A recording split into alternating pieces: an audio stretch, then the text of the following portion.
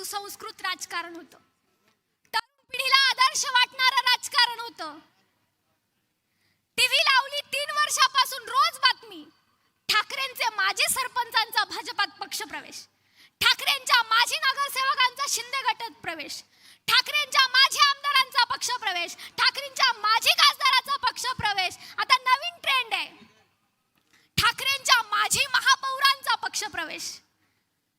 अहो शिंदे साहेब, अहो फडणवीस साहेब 3 वर्षापासून रोज पक्ष फोडतात, पण अजून ठाकरेंचा पक्षच संपत नाही. पहिले जाहिरात यायची, पूर्वी जाहिरात यायची, हे दिवार तुटता क्यों नाहीये? अमित शाह साहेब फडणवीसांना फोन करत असतील, अरे भाई उद्धव साहब का पक्ष खत्म क्यों नहीं होता? साहेब तलवारीच्या जीवावर राज्य मिळतं, पण राज्य टिकवायचं असेल तर ते निष्ठेच्या जीवावर टिकतं. जोपर्यंत ठाकरेंसोबत निष्ठेनं उभं राहणारा मतदार आहे, तोपर्यंत तुम्ही कितीही चिन्ह चोरा, पक्ष चोरा, कुर्शा चोरा, ठाकरे ब्रँड अबाधितच राहील. 3 वर्षापासून रोज माणसं चोरतात, रोज.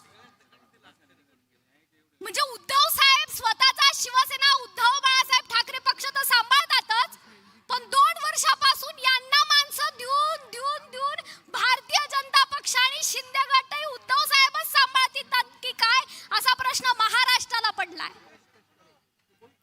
पण शिंदे साहेब, फडणवीस साहेब, उद्धव साहेब तुम्हाला माणसं पुरवू शकतात, तर उद्धव साहेबांची आणि सन्माननीय राज साहेबांची माणसं तुम्हाला पुरून उरूही शकतात. हे तुम्हाला येत्या महानगरपालिकेच्या निवडणुकीत दिसेल. तुम्ही आयारामांना आणि गयारामांना सांभाळा. उद्धव साहेबांची, राज साहेबांची माणसं ठाकरेची नाशिकची महानगरपालिका सांभाळतील. काय निवडणुकीचं चित्र आहे? 70-80 लोक बिनविरोध निवडून येतात. महाराष्ट्राचे मुख्यमंत्री धुळ्याला येतात आणि धुळ्यात म्हणतात, आमचे नगरसेवक बिनविरोध निवडून आले तर तुम्हाला काय मिरची लागते? तुमको मिर्ची लगे तो मैं क्या करूं? अहो फडणवीस साहेब, फक्त मिरची लागण्यापुरता हा विषय नाही. हिम्मत असेल तर बाळासाहेब सरोदेंच्या घरी जा, मनसेच्या, आणि त्यांच्या पत्नीला आणि त्यांच्या मुलीला विचारा, तुमचे वडील गेले, तुमचा पती दुर्दैवाने निधन झालं तर मी काय करू? आहे तुमच्यात हिम्मत? बिनविरोधी पुरता ही निवडणूक राहिली नाही. निवडणुकीनं अत्यंत खालचा दर्जा गाठला. या महाराष्ट्रामध्ये 1 लाखाचं कर्ज झालं म्हणून चंद्रपूरचा शेतकरी किडनी विकतो. या महाराष्ट्रात गव्हर्नमेंट 1.5 कोटीचे कॉन्ट्रॅक्टचं बिल थकवतं म्हणून इथला तरुण मित्र आमचा आत्महत्या करतो. आणि आम्ही ऐकलं बिनविरोध निवडून येण्यासाठी 5-5, 10-10 कोटी दिले जातात. ते 5-5, 10-10 कोटी बिनविरोध निवडून येण्यासाठी जे देत आहेत ना, ते आमच्या टॅक्स पेअरचा पैसा आहे.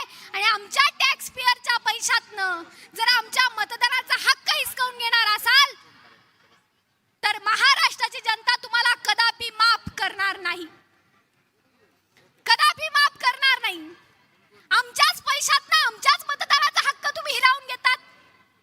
ही कुठली राजकारणाची पातळी आहे?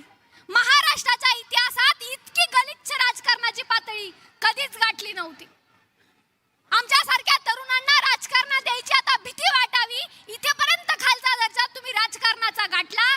परंतु आम्हाला ही आश्वासकता, ही शाश्वती तरुण म्हणून माननीय उद्धव साहेब, माननीय राज साहेबांबद्दल वाटते. म्हणून तमाम मतदार माननीय उद्धव साहेबांसोबत, माननीय राज साहेबांसोबत भक्कमपणे उभा आहे. हे म्हणतात आम्ही नाशिकची काळजी घेऊ. अहो फडणवीस साहेब, ज्या शहराला तुम्ही दत्तक घेतलं त्या दत्तक शहराला 3 वर्षात तुम्हाला पालकमंत्री देता आला नाही आणि तुम्ही म्हणतात नाशिकची काळजी आम्ही घेऊ.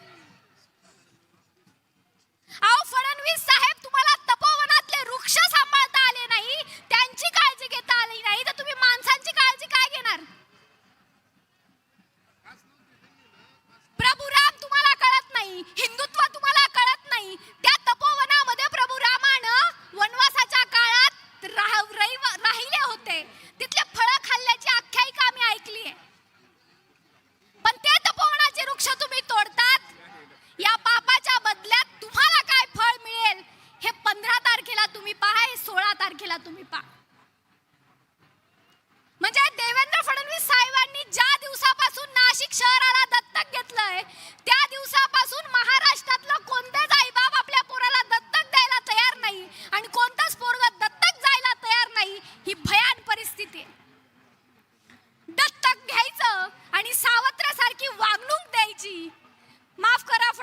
साहेब यावेळी ते जमणार नाही.